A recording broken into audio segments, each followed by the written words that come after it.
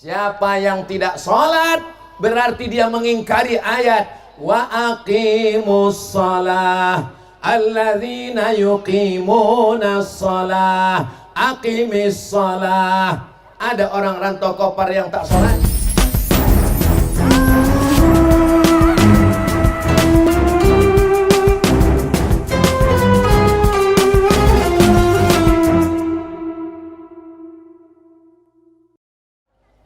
Datanglah batin-batin tokoh-tokoh masyarakat Sakai. Apa kata dia? Hai khalifah-khalifah tarekat, yang paling tinggi dalam tarekat Naksabandiyah namanya mursyid. Apa namanya? Mursyid. Kalau mursyid tak bisa datang, maka dikirimlah khalifah. Khalifah artinya pengganti. Apa arti khalifah? Pengganti. Tapi kan orang Melayu susah menyebut khalifah. Siapa tuh? Khalifah. Khalifah.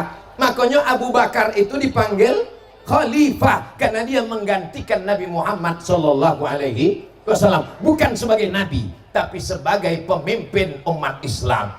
Maka mursyidnya Syekh Abdul Wahab Rokan di Besilam, dia dengan kesibukannya tak bisa masuk ke dalam, dikirimnya lah khalifah. Yang kata orang Melayu khalifah.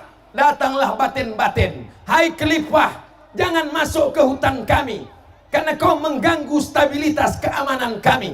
Kalau kau mau masuk ke hutan kami, syaratnya satu, tolong sunat aku.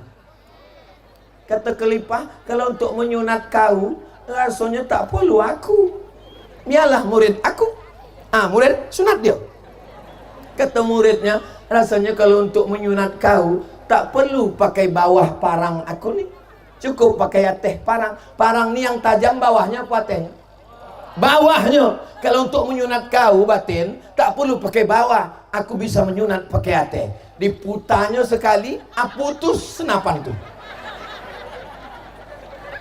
Kisah itu ditulis oleh budayawan Riau namanya UU Hamidi, dicetak di Universitas Islam Riau. Nama bukunya Kontribusi Tarekat Naksabandiyah dalam Pengislaman Suku Sakai, ditulis oleh UU Hamidi, budayawan Riau. Bukunya bersampul warna biru, ditulis UU Hamidi bersama Pak Dr. Asyari Nur, orang rantau Kopar. Allahu Akbar.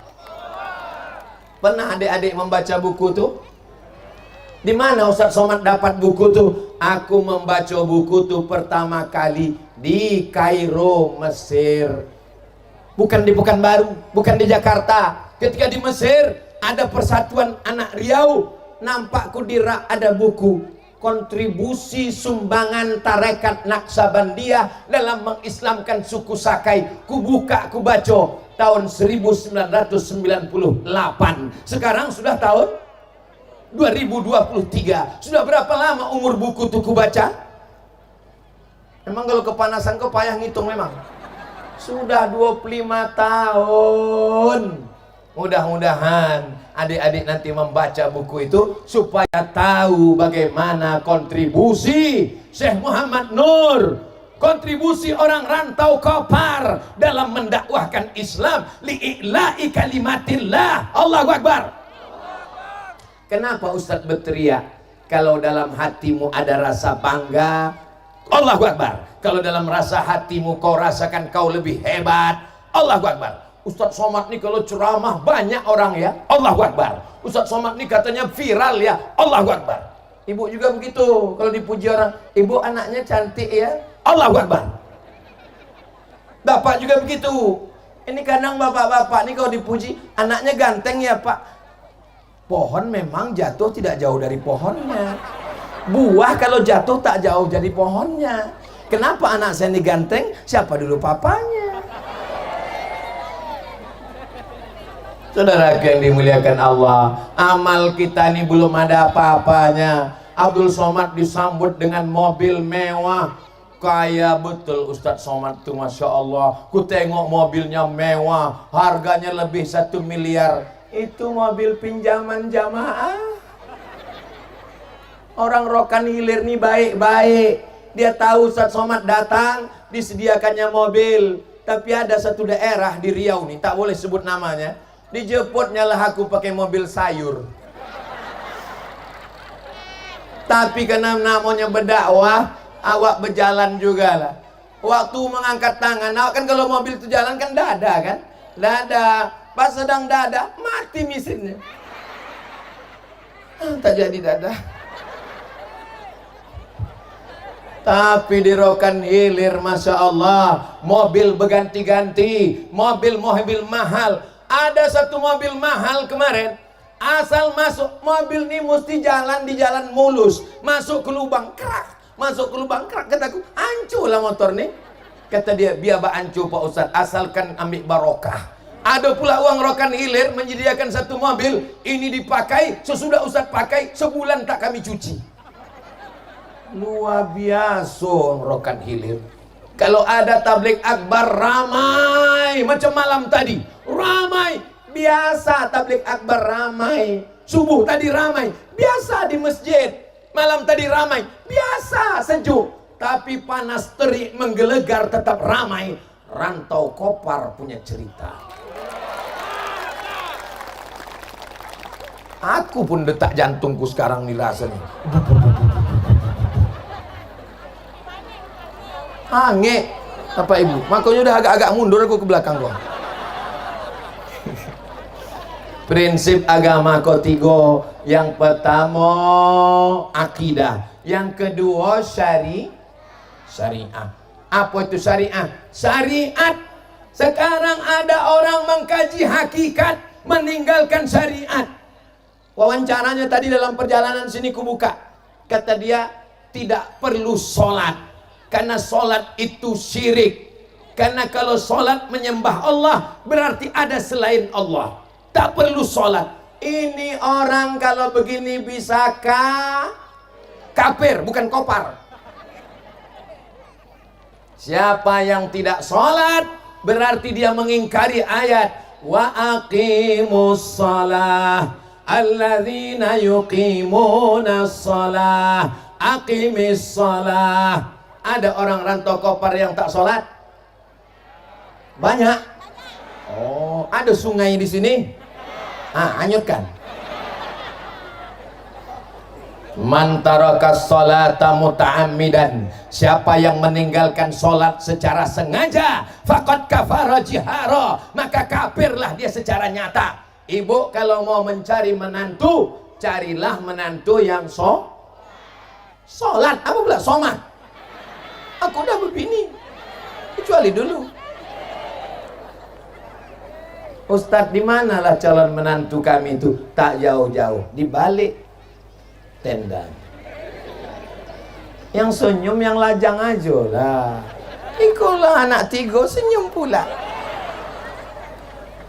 Idza ja'akum man tardawna dinahu, kalau datang anak lajang meminang anak gadismu, yang pertama kau tengok jangan kau tengok motornya, jangan kau tengok kebun sawitnya. Kau nikahkan dengan kebun sawit trek. Kau nikahkan dengan motornya kredit. Tapi kalau kau nikahkan kena agamanya. Aku pernah datang ke satu daerah, apa kok kumihnya melintang. Kalau di Rokan Hilir yang melintang tuh rimbo melintang. Apa kok kumihnya melintang? Manangi menitik air mata. Ustaz Somad, ada apa Pak? Anak saya Pak Ustaz. Kenapa anak Bapak? Anak gadis saya di kamar nggak keluar-keluar. Datang pula comeh aku, dikasihkannya ke aku. Ada apa? Kenapa anak Bapak tuh tak keluar-keluar? Anak saya tuh Pak Ustaz baru nikah, terus lakinya keluar kamar, tak balik-balik sampai sekarang. Kenapa bisa begitu Pak? Belum bersunat. Kenapa Pak nikahkan? Mana kami tahu? Kan tak mungkin kami periksa. Yang kami tengok KTP.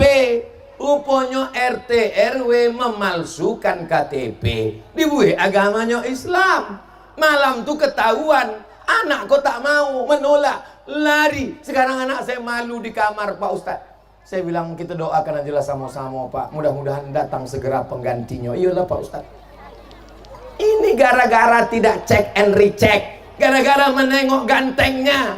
Jangan kau nikahkan anakmu dengan orang ganteng, karena orang ganteng itu akan top tua ompong lisut.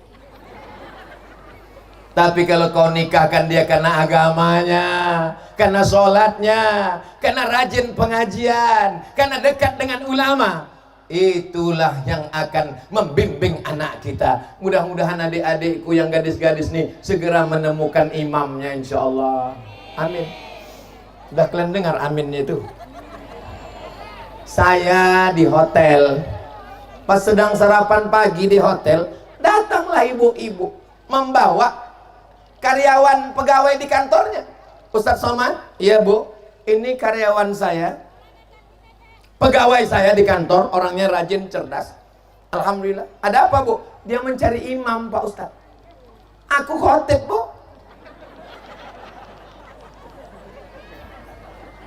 Bapak Ibu yang dimuliakan Allah SWT, jadi kalian nanti carilah imam yang akan membimbing kalian, yang akan mengajak kalian sholat, yang akan mengajak pengajian, yang akan mengajak tabligh akbar. Selamat anak-anak di Rantau Kopar nih, insya Allah. Amin. Yang pertama akidah, yang kedua syariah, yang ketiga adalah akhlak. Ada gunanya anak tak berakhlakul karimah? Tak ada.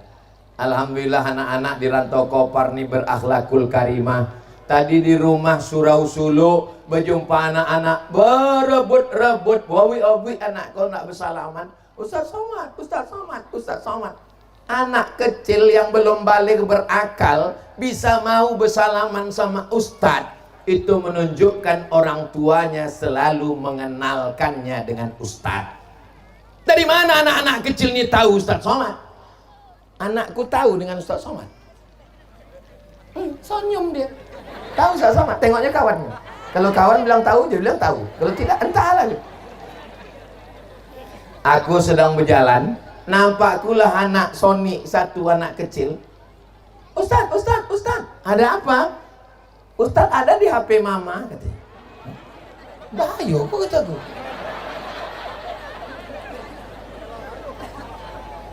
Bukan ada apa-apa. Maksudnya di HP omaknya itu ceramah Ustadz Somad banyak. Saya yakin orang tahu kapan. Aku pertama kali datang ke Sigo kan? Pertama kali. Kenapa banyak jamaah kenal? Itu karena mereka menengok YouTube, menengok TV. Mereka ini sebenarnya bukan nak mendengar ceramah. Mereka nak menengok mana orang yang menghabiskan paket 3 giga tuh. Oh, iko orang. Bapak Ibu yang dimuliakan Allah Subhanahu wa taala. Begini orang Rantau Kopar berakhlakul karimah. Ustadz Somad dikasihnya tompek yang tinggi, dikasihnya bunga-bunga, masya Allah. Tolong abi acara bunga kau balikkan. Aku tanyalah Ustadz Yahya.